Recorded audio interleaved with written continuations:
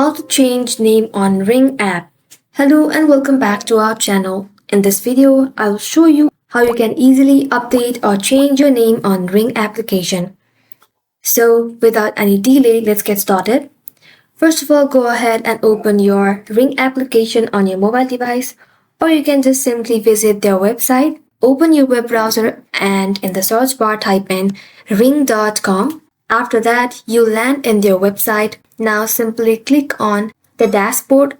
After you're on the dashboard page, go ahead and click on account and click on control center. After you're on the control center, scroll below and you'll find your name, and beside your name you'll find this update button.